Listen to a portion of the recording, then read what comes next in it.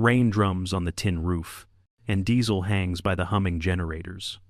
Staff Sergeant Jordan Hale, of the United States Army, settles beside her M2010 enhanced sniper rifle, chambered in .300 Winchester Magnum. She finds natural point of aim, checks parallax, and smooths the trigger wall with a dry press. She lays out a neat line of gear and keeps her breathing steady. On the AN PRC 117G net, operations relays a hold fire call from Major Eric Stanton. A Navy SEAL element led by Lieutenant Mason Clark moves through wet trees, while Jordan uses the thermal clip-on only as a cue and returns to the day optic for identification. She confirms the sling tension and the bubble level, then lets the reticle settle through the range shimmer and keeps her trigger finger indexed. Authority is clear. The ground force commander is Lieutenant Mason Clark, and only he can clear to engage once geometry is safe. 12 lives move in her sightline, and the storm feels closer. If I stop, they die, sits behind her teeth and will not leave. Jordan sets her cheek weld, eases the safety, holds her exhale, and waits at the edge of the first shot. Rain taps the canvas walls while the lights buzz over a damp map table. 12 Navy SEALs under Lieutenant Mason Clark ring the laminate surface with quiet boots and still hands. Noise discipline holds like a grip, and the room breathes in short, steady pulls. Captain Rachel Nguyen runs the Tactical Operations Center nets on the AN PRC 117G from a nearby console. Her voice is low, and even as she confirms checks and keeps the channels clean. Outside, generators carry the smell of diesel through the seams of the tent. Lieutenant Mason Clark briefs the route along ridgelines and narrow draws. He sets movement spacing, sectors, and a pace plan with primary, alternate, contingency, and emergency nets. MGRS grids mark phase lines and release points, and each pause matches landmarks to the map. He covers a short medevac plan with pickup criteria and the nearest surgical support. Radio brevity is restated, so reports carry grid, distance, direction, and effect. Heads nod once, then lift to watch the rain pattern at the door. Major Eric Stanton asserts the area is low threat and advises hold fire until there is positive identification under the rules of engagement. The guidance is calm and certain from a dry desk. Boots at the table shift, but the discipline stays firm. Staff Sergeant Jordan Hale listens and writes small notes. Iraq taught her to read alleys before footsteps formed, and Afghanistan taught her to track wind seams across rock and heat. The silence after a lost spotter still weighs more than gear. The brief closes with a clear chain of authority. The ground force commander is Lieutenant Mason Clark, and only he can clear to engage after geometry is deconflicted. The Tactical Operations Center confirms policy and can lift a hold if needed, while ground truth waits outside the wire.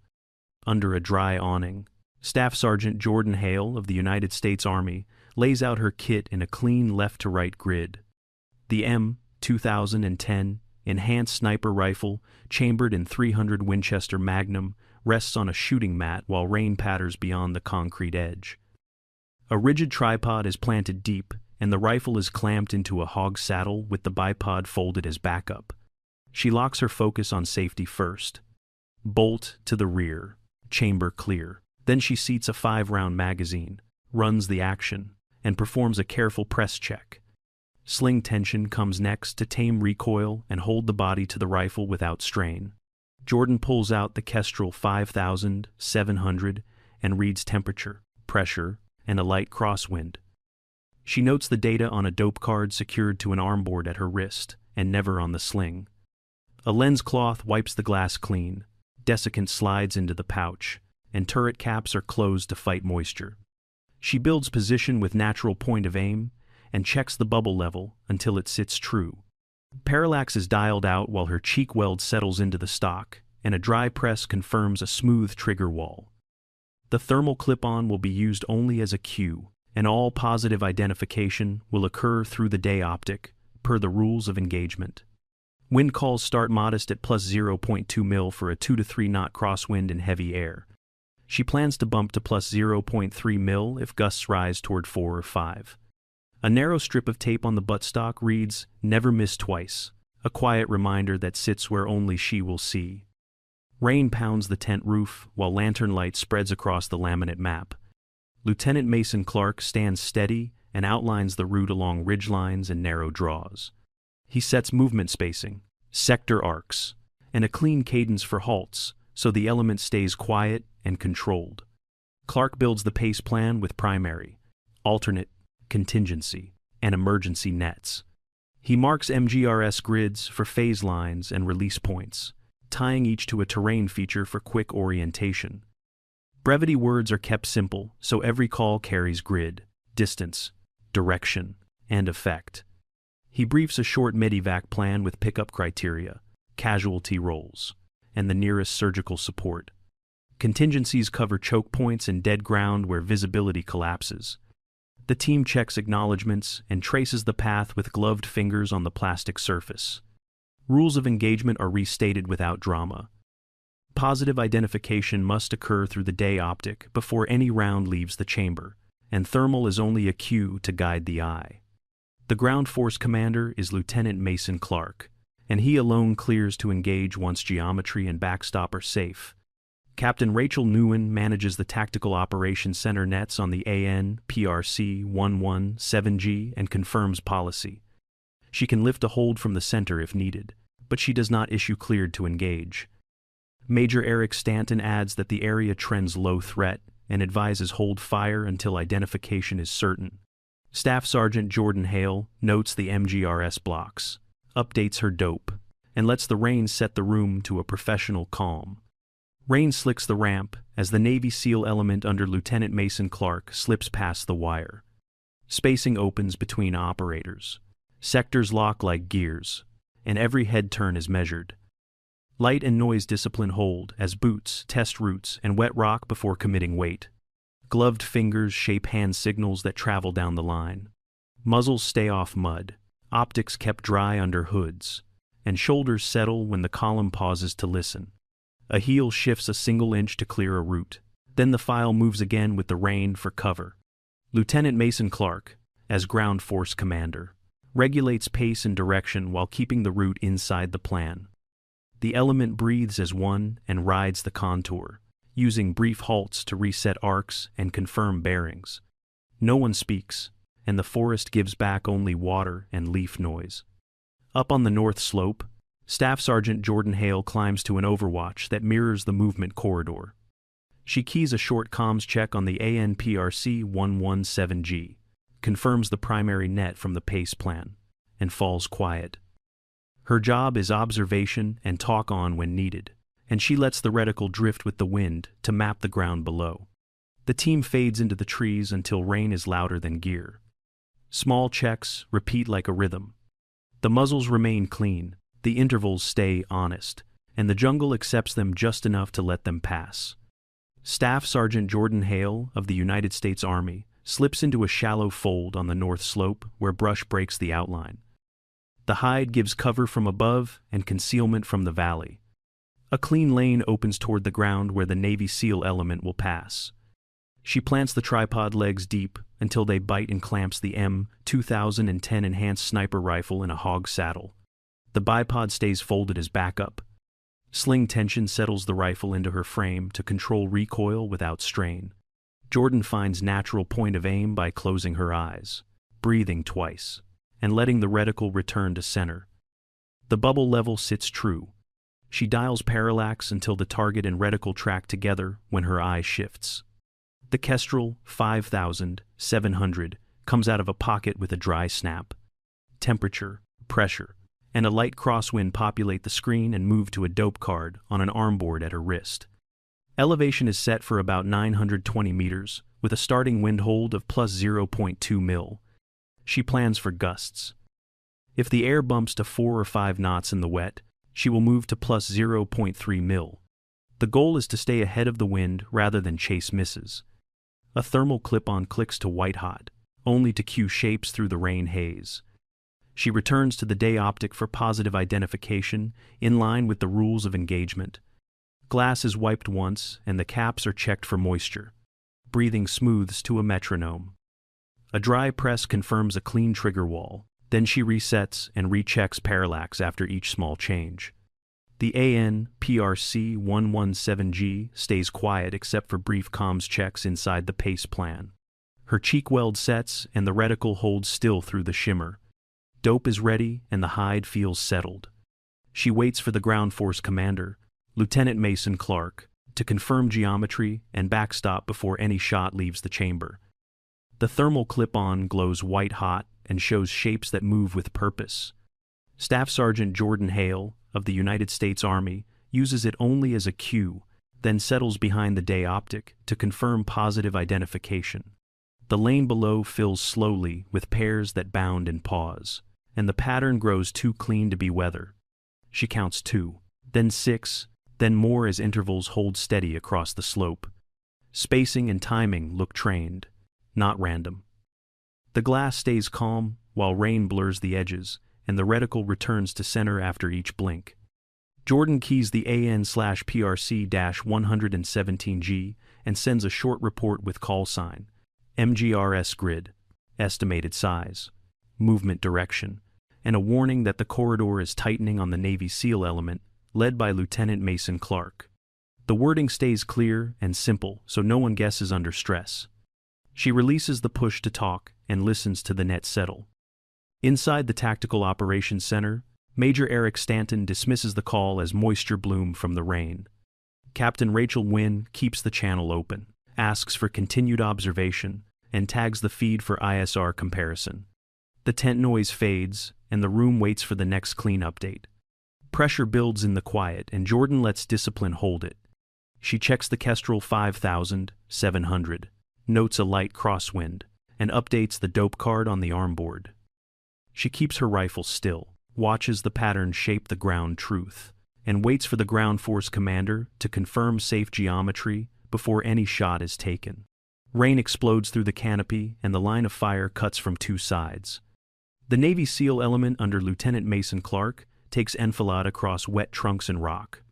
Clark calls contact left and contact right, then drags a casualty into cover and starts bleeding control.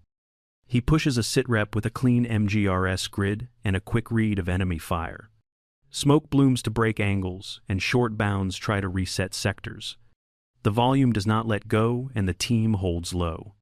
On the ridge, Staff Sergeant Jordan Hale, of the United States Army, rolls from thermal cue to the day optic. Shapes harden into details as the glass settles. The pattern is trained and closing. She picks out an RPG team hunting a lane. A belt-fed gun anchors suppression on a narrow lip, and 2 runners are feeding belts forward. The picture locks to terrain and distance. Jordan keys the AN/PRC-117G and sends brevity only, grid, distance, direction, and a target description go to Lieutenant Mason Clark so he can shift without guessing. The net clears and the team inches to a safer line. At the Tactical Operations Center, Captain Rachel Wynne keeps the channel open and watches ISR for pattern match. Major Eric Stanton leans to hold fire without positive identification. The rain swallows the gap between screens and the trees. Authority remains clear in the chaos. The ground force commander is Lieutenant Mason Clark, and he controls movement and fires. He snaps short orders to cut the enemy rhythm, resets sectors, and keeps the element aligned. The pressure peaks and the air feels tight enough to ring. The element is still pinned in the enfilade. Calm reports from Jordan and steady command from Clark set the conditions for the next decision under the rules of engagement and safe geometry. Staff Sergeant Jordan Hale of the United States Army holds the glass steady and waits for confirmation. Positive identification comes through the day optic, clean and certain against the wet slope. Lieutenant Mason Clark confirms safe geometry as ground force commander, and the backstop is good. Jordan glances at the Kestrel 5700 and notes a light crosswind. She sets a wind hold at plus 0.2 mil for 2 to 3 knots and rechecks elevation for about 920 meters. Breathing settles to a calm cadence. Shot 1 is for the RPG gunner moving into a firing lane. She exhales to the natural brake, presses straight to the rear, and holds the sight picture through recoil. The upper torso hit stops the launch and keeps the corridor from flashing. She rides the bolt forward and shifts to the assistant feeding the team. The reticle finds the rib line and she repeats the cycle with the same quiet pace. Follow-through holds until the image returns and the lane loosens another inch. Wind bumps in the rain and she adjusts. The hold clicks to plus 0.3 mil for 4 to 5 knots in heavy air. She confirms level and parallax and keeps the sling tight. The third shot threads the seam that anchors a belt-fed gun. She waits for the lull, presses smooth, and lets the reticle settle back on the barricade as the suppressive fire fades. The element below can breathe again. She performs a clean reload without haste. The 5-round magazine comes out.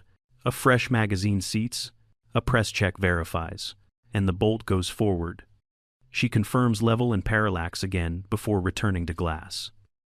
Jordan keys the AN/PRC 117G and keeps brevity tight with grid, distance, and direction so Lieutenant Mason Clark can shift the element without guessing. No tracer marks the ground. There will be no shots while aircraft run guns later, only disciplined fires when the net and the geometry agree. Rain softens to a steady hiss while Staff Sergeant Jordan Hale of the United States Army settles behind glass. She keeps the thermal clip on as a cue only, then lives in the day optic for positive identification. Her voice on the AN/PRC-117G is calm and clipped, built for clarity. She starts with MGRS grid, then distance and direction, and she paints the ground with simple anchors. A fallen tree splits the slope, and a low bunker caps a shallow rise. A narrow cut in the slope becomes a funnel that can guide the element without a tracer. Jordan keeps brevity tight and leaves room for the ground force commander, Lieutenant Mason Clark, to control movement and fires. She offers boundaries, not commands, and guards the safety picture with each word. Backstop and angles stay in her head as she shapes the lane. She gives a clean call that shifts the element 25 meters to the right on her brake. The pause that follows becomes a hold so a casualty can settle in deeper cover and sectors can reset. Another short call moves the file on her mark and the corridor begins to show itself in the rain. At the Tactical Operations Center, Captain Rachel Nguyen watches ISR tracks and sees the path grow where none existed a minute before. Jordan updates ranges, restates friendlies north and south by exact counts, and keeps geometry safe, while Clark retains the cleared to engage authority. The line on the ground can now start to withdraw by segments and still hold discipline of fire and radio, and the forest finally gives them a narrow way out. Rain beats the concrete roof of the Tactical Operations Center and turns the doorway into a gray sheet. Captain Rachel Nguyen watches the ISR feed crawl across her screens and listens to the AN/PRC-117G net. She matches each report from Staff Sergeant Jordan Hale to tracks that move with intent. Major Eric Stanton holds to the early call of low threat and argues for a continued hold fire. The data says otherwise. The pattern tightens along the route of the Navy SEAL element, led by Lieutenant Mason Clark, and begins to close the gap. Rachel keeps her voice level and frames the problem in mission language. Thermal is a cue only, and Jordan has positive identification through the day optic with grids, distances, and directions that align with ISR. The picture supports an immediate policy change without breaking the rules of engagement. She outlines the authority chain so no one confuses roles. The Tactical Operations Center does not issue cleared to engage. The center can lift the hold, restate the rules of engagement, and pass full engagement authority to the ground force commander once geometry and backstop are deconflicted by him. The order goes out across the net in plain words. Hold is rescinded, rules of engagement remain in effect, and the ground force commander, Lieutenant Mason Clark, retains cleared to engage in movement control. Acknowledge calls return fast and clean. The room exhales without losing focus and the radios sound brighter. Outside, rain keeps the tempo while icons on the screen begin to drift apart.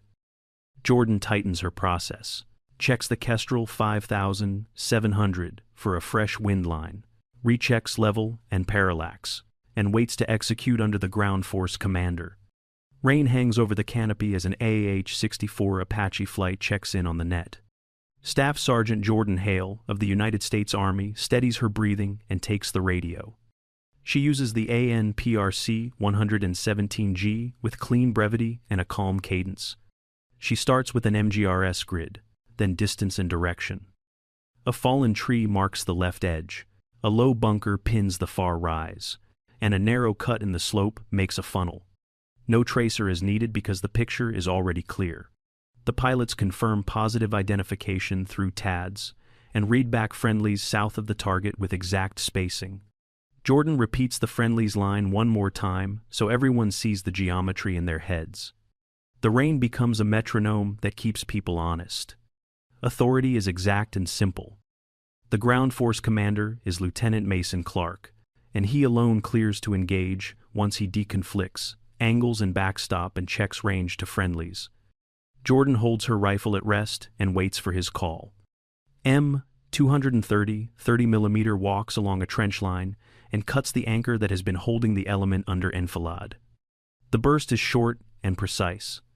Only when angles and backstop are safe does a single AGM 114 Hellfire punch a hard cover node and end the position. During the gun run, Jordan pauses all rifle fire with the M2010, enhanced sniper rifle chambered in .300 Winchester Magnum. She watches for movement with the day optic and uses thermal only as a cue in the rain. As the Apache egresses and the stack resets, she picks up targets that displace from the impact. Airspace stays orderly with a clean stack and firm deconfliction. Altitudes, distances, and timing keep every path separated. The corridor on the ground widens until the radios sound bright and simple again. Jordan confirms the picture and restates geometry. Lieutenant Mason Clark directs the first segment of the element to pull back through the gap in disciplined bounds. The way out now exists because talk-on and air power worked as one. Enemy fire thins after the Apache close combat attack, and the valley sounds like rain again. The corridor that talk-on and precise shots carved now shows through broken brush and wet rock. Staff Sergeant Jordan Hale of the United States Army breathes once and resets her process. She checks the Kestrel 5700 for a new wind line and updates the dope on her armboard. Elevation stays true on the dial, while level and parallax are verified before she returns to glass. She will only fire once the Navy SEAL element is set, and Lieutenant Mason Clark gives permission. Her voice stays tight on the AN/PRC-117G to pace the movement without clutter. She calls simple anchors that were briefed earlier, so friendlies stay separated from threat lines. A low bunker, a fallen tree, and a narrow cut in the slope guide each bound. She asks for a hold when a casualty needs a longer drag into cover and waits until sectors are reset. Thermal remains a cue only, and every positive identification is through the day optic. There is no firing during any follow-on gun run or while the element is moving. Lieutenant Mason Clark keeps control of movement and holds cleared to engage authority. The file pulls back a segment at a time, and formation integrity survives each pause. By the time the last pair steps clear, the radios sound bright and the rain becomes only a background beat. Rain eases to a light patter as the convoy rolls through the gate. Wet boots print dark crescents across the concrete of the Joint Task Force compound. The air smells like diesel and damp canvas. Staff Sergeant Jordan Hale of the United States Army spreads a fabric mat and begins a careful field strip of the M2010 enhanced sniper rifle chambered in .300 Winchester Magnum. She cleans the bolt face, dries the chamber, and brushes moisture from the optic. Parts return to place until the final click feels certain. Lieutenant Mason Clark stops beside her with a forearm bandage tucked under a sleeve. The handshake is brief and steady, a quiet exchange of respect. No words are needed in the rain. Inside the equipment bay, the unit comes to attention as Colonel Thomas Avery steps in from the weather. He announces relief of command for Major Eric Stanton for negligence and failure to act on field intelligence, pending a 15-6 investigation. The language is procedural and final, and the room holds still. Captain Rachel Newen and Lieutenant Mason Clark maintain correct bearing while the paperwork is set in motion. Jordan stands with the sling snugged, bolt forward on an empty chamber, and the rifle safe. Rain taps the roof in an even rhythm as the compound returns to work. The floor dries in streaks where footsteps fade. Voices move back to task lists and checks. The weapon sits in order, and so do the people, return to principle after a hard day. Late afternoon softens the red clay at Fort Moore, formerly Fort Benning, as wind slips across the berms. Staff Sergeant Jordan Hale of the United States Army walks the firing line with an easy steadiness. She starts at the feet and works up to knees, hips, shoulders, and finally the head. She shows how to build natural point of aim so the reticle returns to center without effort. Cheek weld is set so the eye finds the same picture every time. Breathing runs in a simple loop that starts calm and stays calm. Jordan lifts her armboard so students can see the dope card taped to her wrist. She reads the Kestrel 5,700 for temperature, pressure, and wind, then turns those numbers into practical holds they can remember. Pens make small notes on range cards that will live with the rifle. Thermal is discussed only as a cue when humidity blurs detail. Positive identification belongs to the day optic before any round leaves the chamber under the rules of engagement. The habit is simple and it saves people. She has them check the bubble level, then dial parallax until reticle and target move together. Breathe to the natural break. Press straight to the rear, and hold the sight picture through follow-through. Students watch wind push, splash, and learn to correct without chasing misses. One student asks how to stand firm when a decision feels wrong. Jordan answers like a mentor who has been outside the wire. Use what you see, what you know, and what your conscience can carry, but move inside the correct authority chain and within the rules of engagement. The line settles into a quiet rhythm as brass rolls in shallow arcs. Jordan closes by reminding them to keep radio discipline, speak with precision, and let restraint lead the shot. The field holds a warm breeze and a calm that was earned. The driveway glistens with rain, and the porch light spills a soft circle on the steps.